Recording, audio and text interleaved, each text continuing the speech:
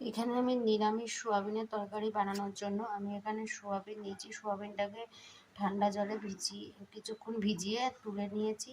এখানে আছে পেঁপে আর আলু ডুমডুম করে কাটা।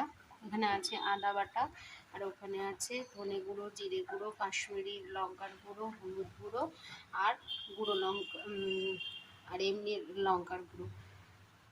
তো ফার্স্টে এখানে আমি কড়াইতে তেল দিয়ে দিয়েছি। তেল গরম হয়ে গেছে। আমি এবার ফার্স্টে আলু আর পেঁপেটাকে ভেজে নেব।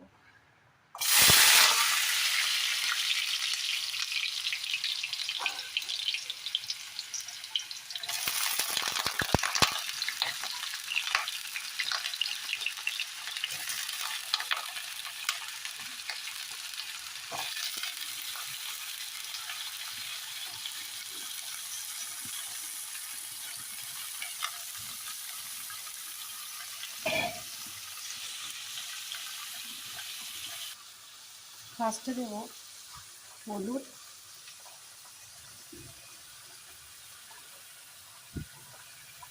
এবং লবণ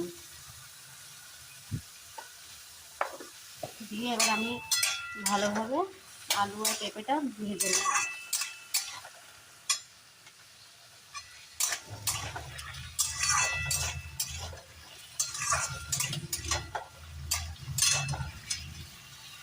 এই যে আমার এখানে আলু আর পেঁপেগুলো ভাজা হয়ে গেছে। আমি এইবার কিছু গোটা গরম মশলা ফোড়নে দেবো। তার জন্য আমি এখানে দিয়েছি বড় এলাচ একটা, ছোটো এলাচ তিনটে আর কটা লবঙ্গ।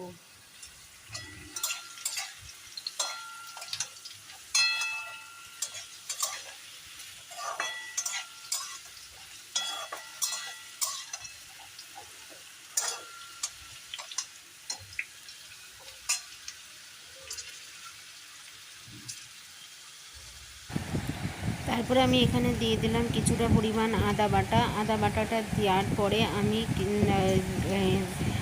পেঁপে আর আলুটাকে একটু আদা বাটার সাথে নাড়িয়ে চাড়িয়ে নেব, যাতে আদা বাটার কাঁচা গন্ধটা চলে যায়। তা এই দেখো, এবার আমি যে গুঁড়ো মশলাগুলো রেখেছিলাম সেই গুঁড়ো মশলাগুলো এটার মধ্যে দিয়ে দেব।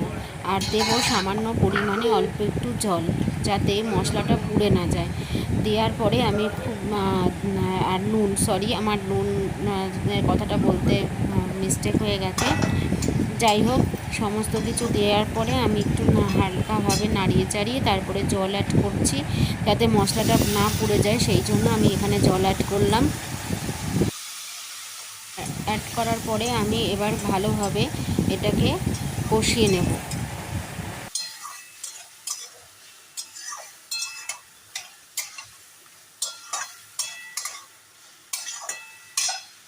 এখানে কিছুক্ষণ কষানো হয়ে গেছে। আমি এই পর্যায়ে যে সোয়াবিনটা রেখেছিলাম সেই সোয়াবিনটাকে এটার মধ্যে দিয়ে দিলাম।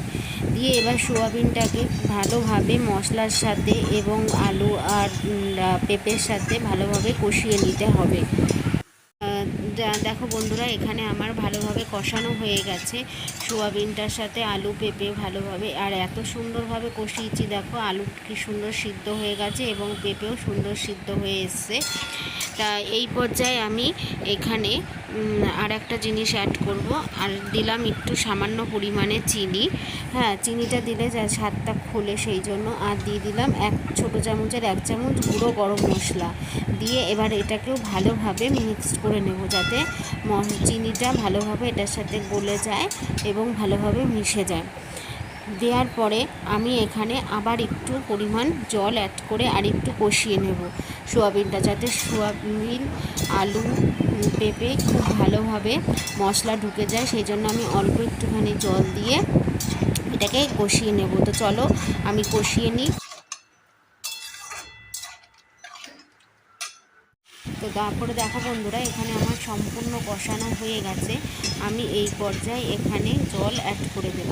আর আমি জলের পরিমাণটা একটু বেশি দেব এই কারণ সোয়াবিন পরে জল শুষে নেয়, সেই জন্য আমি জলের পরিমাণটা একটু বেশি দিলাম। তো এই যে দিয়ে আমি ফোটা অবধি অপেক্ষা করব। আর রেসিপিটি ভালো লাগলে অবশ্যই একটা লাইক আর কমেন্ট করে জানিও। আর তোমাদের বন্ধু এবং পরিবারের মধ্যে আমার চ্যানেলটিকে শেয়ার করো।